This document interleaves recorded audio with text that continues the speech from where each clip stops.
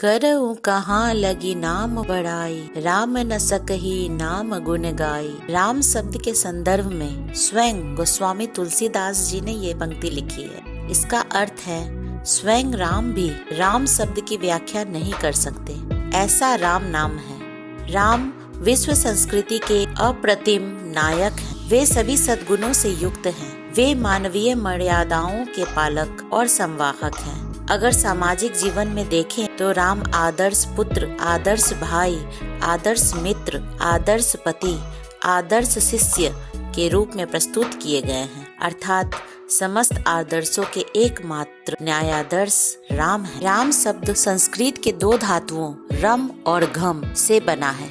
रम का अर्थ है रमना या निहित होना और घम का अर्थ है ब्रह्मांड का खाली स्थान। इस प्रकार राम का अर्थ सकल ब्रह्मांड में निहित या रमा हुआ तत्व यानी चराचर में विराजमान स्वयं ब्रह्म है। शास्त्रों में लिखा है रमन्ते योगिनः अस्मिन् सा रामम उच्यते, अर्थात योगी ध्यान में जिस शून्य में रमते हैं उसे राम कहते हैं। अब बात यह उठती है कि अभिवादन करते समय 2 बार राम राम क्यों बोला जाता है। राम नाम में गूढ़ रहस्य छिपा है। जहाँ 2 बार राम राम नाम लेने पर हमारा 108 बार का जाप हो जाता है। राम राम शब्द जब भी अभिवादन करते समय बोला जाता है तो हमेशा 2 बार ही बोला जाता है।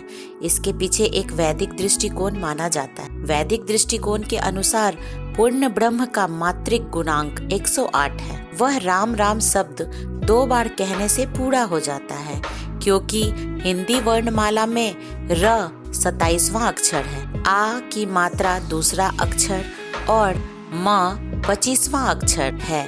इसलिए सब मिलाकर जो योग बनता है वो है 27 2 25 = 54, अर्थात एक राम का योग 54 हुआ और 2 बार राम राम कहने से 108 हो जाता है, जो पूर्ण ब्रह्मांड का घोतक है। जब भी हम कोई जाप करते हैं तो हमें 108 बार जाप करने के लिए कहा जाता है, लेकिन सिर्फ राम राम कह देने से ही पूरी माला का जाप हो जाता है। शास्त्रों के अनुसार माला के 108 मनकों का संबंध व्यक्ति के सांसों से माना गया है। एक स्वस्थ व्यक्ति दिन और रात के 24 घंटों में लगभग 21,600 बार श्वास लेता है।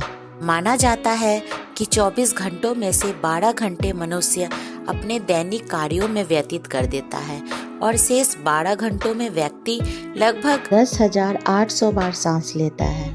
शास्त्रों के अनुसार एक मनुष्य को दिन में 1,08,000 ईश्वर का स्मरण करना चाहिए, लेकिन सामान्य मनुष्य के लिए इतना कर पाना संभव नहीं हो पाता है।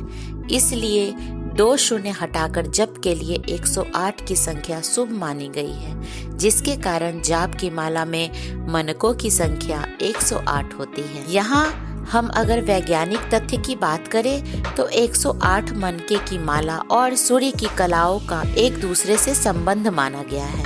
वैज्ञानिक तथ्य के अनुसार एक वर्ष में सूर्य 2,16,000 कलाएं बदलता है। इसमें वह 6 माह उत्तरायण रहता है और 6 माह दक्षिणायन रहता है। इस तरह से 6 माह में सूर्य की कलाएं 1,08,000 बार बदलती। इसी तरह से अंत के 3 शून्य को हटाकर 108 की संख्या बचती है। 108 मनकों को सूर्य की कलाओं का प्रतीक माना जाता है। अब तो आप समझ ही गए कि राम राम 2 बार क्यों बोला जाता है। चलो सब मिलकर कहते हैं राम राम।